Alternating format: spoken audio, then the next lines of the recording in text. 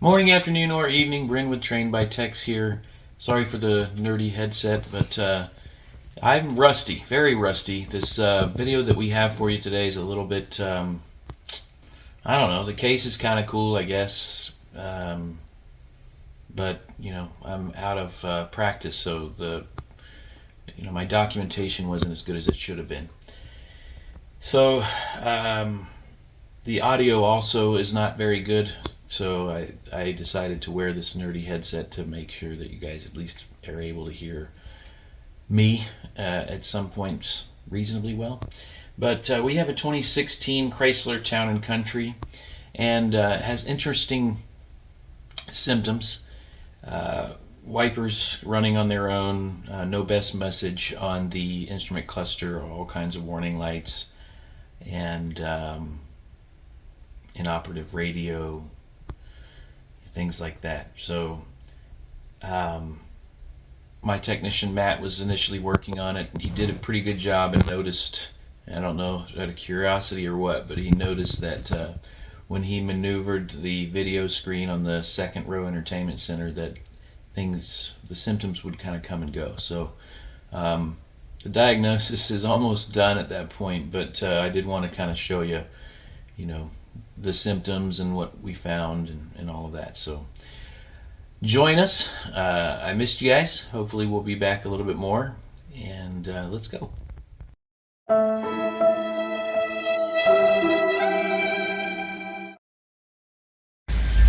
So here are the symptoms. All of the warning lights on, no bus message. Wipers are running without being requested. All of the interior high-speed modules are not responding, not communicating. Interior high-speed bus network circuit activity is not what it should be. But watch what happens when we maneuver this video entertainment center lid. You can hear that chime. You can see the warning indicators are no longer present. The no bus message is gone. The wipers are not running on their own. Interior high-speed modules are communicating, exception being the radio. Well, that's not plugged in. And then the network activity is good. So there must be interior high-speed network wiring issue in this entertainment center that's messing up or shorting. Probably shorting the ground because we're losing our bias voltage. So we'll get this pulled apart and see if we can't find what's going on. So this is the harness, vehicle harness going into that assembly. So I believe the short is inside that assembly. So technically you would need to replace that assembly to fix it. We will probably open it up and see if we can't identify the fault and fix it. I know the ribbon cables fail in these units. It could be a ribbon cable that has failed, but we'll probably open it up and show you guys what we find. As you can see, if that unit is unplugged, we have communication with interior high-speed modules. Network activity is good on the scope, and no warning lights. There's videos on these online. The ribbon cable that runs between here and there follows that black cable actually fails. I don't think people that are replacing these ribbon cables, they're not generally experiencing the same things we are. It's just kind of an inoperative display is what I'm finding most of the time. But being that this network issue seems to occur when this is being opened and closed, I guess it would be like this, we're pretty sure that that ribbon cable has failed because the network wires go through that ribbon cable. So we've ordered another ribbon cable, and once it comes in we'll get it changed out and see what we have going on. Here's the ribbon cable that we pulled out. Again, I didn't video me tearing this thing apart because there's already videos about it online. Once we get it back together, we'll shoot another short video showing the results of it. So we have this lid, opening and closing it. Radio still working. No warning lights and craziness on the dash. I think we've got this thing fixed. Lost communication, last row. Vehicle entertainment control, you have that a couple different times. This doesn't even have third row vehicle entertainment, so I don't know if the configuration is just kind of messed up, or maybe if somebody took that out and put the regular like cargo tray in there or not. But either way, everything seems to be satisfied at this point. So in the TIPM, let's see, you can go to Program Network Configuration, and when you do that, you can turn on the DVD option on and off the VES2, so you can basically set these or remove them, add them or remove them. That may be what's going on. So let me go to cancel, go back here, DTCs, clear all DTCs. Okay, go back to here. It still shows this as not communicating, with this one not built. But what I'm going to do is turn the key off, let the vehicle go to sleep, and then restart it. See what that does. Okay, I'm going to walk through some things just so that I can make sure that everybody's on the same page. This is the YTEC 2 Chrysler factory scan tool, and the very first page that opens is this page here. It's called the network topology, and it's got to be the most powerful thing about YTEC, or at least one of them, is this first screen. There's a legend right here that walks you through everything that is happening on this screen, but I'll walk you through it right now. So these are all the modules, and they're shown on the different networks. In this generation Chrysler, of course, we have a TIPM central gateway. That is the translator, if you will, the gateway for the modules that are on the different networks. And that's, if you'll see this line that goes from this DLC to the TIPM, shows that scan tool communications with any of these modules has to go through this central gateway TIPM assembly. So like if you were to do any testing for network diagnostic situation and you wanted to use like a breakout box at the DLC, all you would get is this one CAN-C diagnostic network. You wouldn't actually be tapping into the actual module-to-module network. So just keep that in mind when you're doing network diagnosis. You have to look at this topology. And now Chrysler does this on their factory scan tool, which is awesome. And Autel is doing topologies on just about every brand now, which is very cool. And I'll speak to Autel. It's an aftermarket company, so I don't think that you can rely on the configuration of that topology, but I can say that my experience has been they've done a pretty good job. But either way, if you need to reference a network topology, you generally can find something in service information regardless of the brand that you're working on. But moving on, this topology on the scan tool, it shows all the different modules. It shows the different networks that they're on. Like if you were to open this legend, it would tell you this black network is high-speed CAN, this red network would be interior high-speed CAN. Actually, it might just be red because none of the modules are functioning or responding there. But either way, it'll reference the different color networks to tell you what that network is. If the module is blue, it is equipped. The vehicle is equipped with that module, and there are no fault codes, and it is communicating. If it is yellow, then the module is equipped on the vehicle. It is communicating, but it has a diagnostic trouble code in there. If it's gray, the vehicle was not equipped with the module. At least that's been my understanding. And then if it's red, the modules are equipped on the vehicle. They're just not communicating.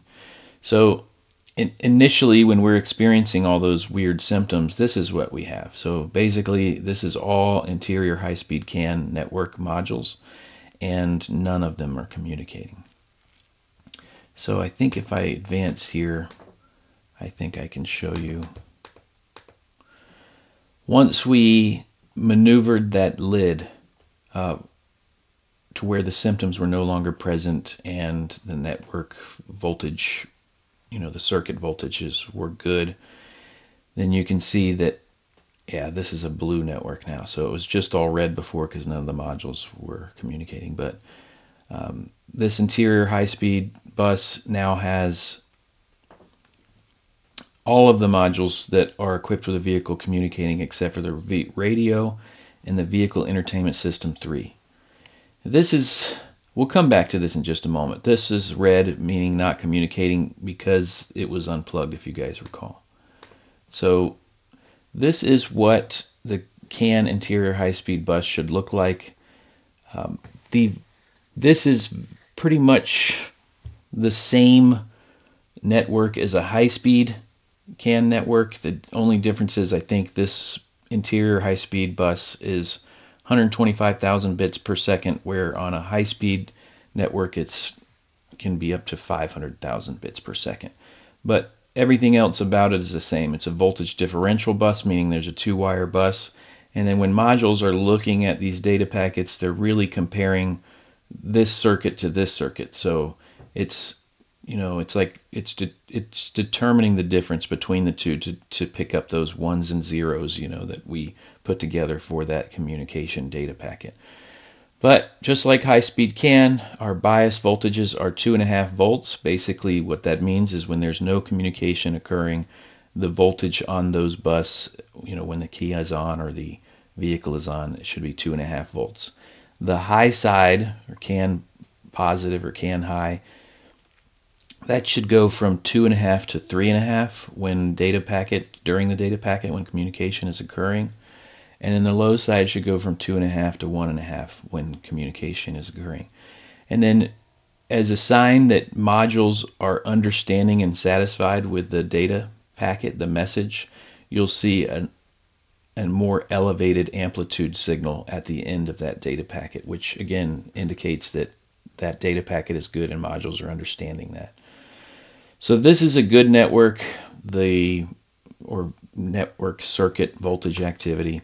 And this is what we had when our symptoms are present. If you'll look at this yellow trace, which was CAN high, you see that when no communication is being attempted, it's really close to 0 volts. And then it's doing something, but those are just communication attempts, but it's not successful. If you look at the CAN low, it's about 0.5 volt. So the bias voltage should be about 2.5 volts on both. So when you see these go to very close to 0 volts, that's usually an indication that the circuit is shorted to ground.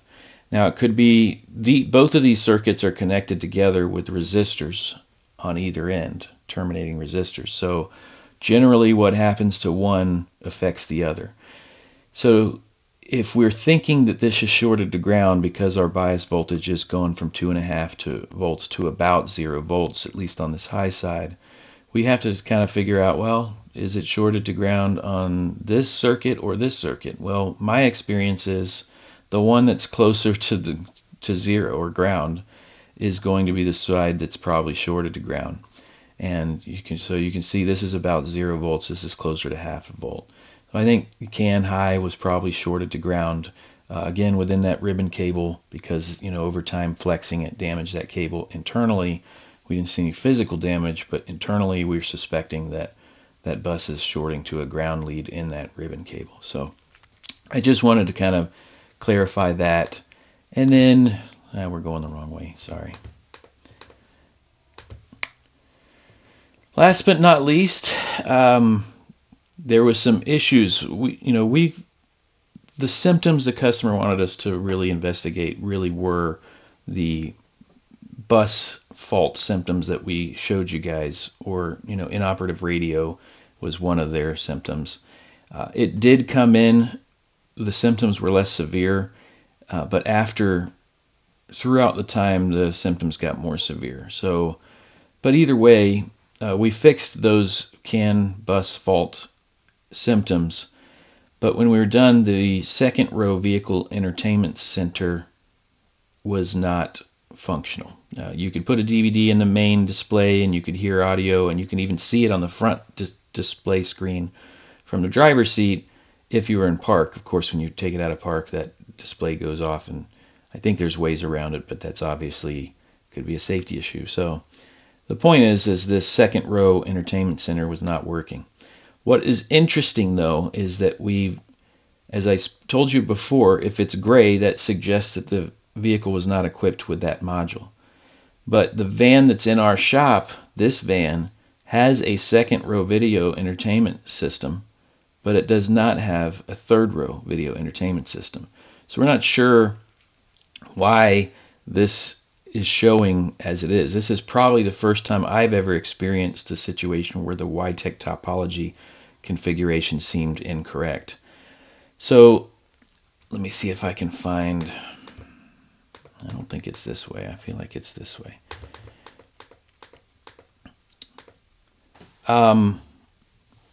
I didn't get all of this, but I wanted to show as much as I could.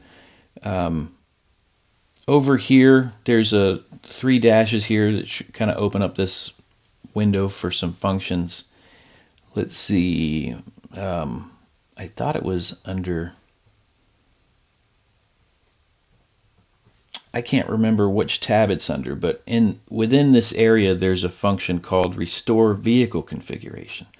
And as I mentioned in my video, that basically should bring the module configuration, back to factory. So said another way, if modules were removed or added, when we do this, in the past, for some reason or another, when we do this restore vehicle configuration, it should bring everybody back to the factory configuration. So basically, the topology should show the modules that were equipped properly at that point, I would think. So we did that. Unfortunately, it didn't seem to make a difference.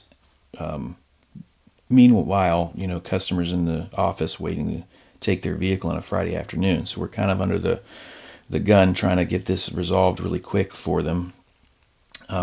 Yes, normally we try to make sure that this is all complete before the customer came. In this case, it's just kind of a misunderstanding. The service advisor thought the job was done, and unfortunately it was not. So that didn't help anything, but we found something that I've never seen before, and I've been using YTech for quite a while. Not terribly surprising. I usually so focused on getting the cars fixed, I don't really, and because we have so many scan tools to learn and how to navigate and use, I do a bad job of kind of understanding all of the functions that are available. So, but either way, we found in the TIPM, that central gateway module, we found a function called program network configuration.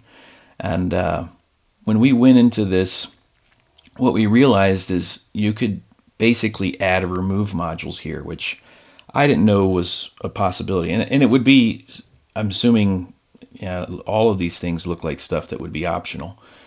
Hands-free module, DVD, radio, second row, third row entertainment. So that's kind of cool that I found it, but that's what we're seeing there.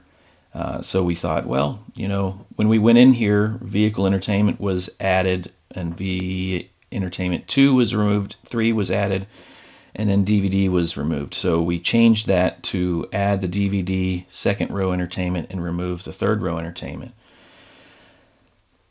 Let's see here. I think it only goes this way. When we did, and I didn't get a screenshot of it, I apologize. I thought I did, but I didn't. After we did that, we let the vehicle go to sleep. Like initially it didn't change anything, but we turned the key off, unplugged the scan tool, and then let the vehicle go to sleep, probably 5 minutes or so, came back, cycled the key back on, and at that point we now had this vehicle entertainment center 2 or system 2 was red, the DVD was red, and this vehicle entertainment system 3 was gray, like it was not equipped with a vehicle. So I think we may have been making progress, but the customer, it was 5:30 on a Friday afternoon, the customer was ready to go. They admitted that they didn't know if that third row or the second row system was working or not, and actually they said that it wasn't working, but they thought that it might have been related to the main symptoms that we were diagnosing and actually repaired. So at this point we felt like it may not be related, it may be a separate problem, but we told the customers, since you want to take the vehicle today and it's Friday afternoon, absolutely bring it back and we will investigate this further and see if it's at all related or if it can be something that we can fix, or if it's a situation where it's just no good and needs to be replaced. So that's what they chose to do. They took the vehicle. They didn't seem to be too worried about that second row video entertainment system. And but if they change their mind, of course we'll be here for them. So Okay, so we're done.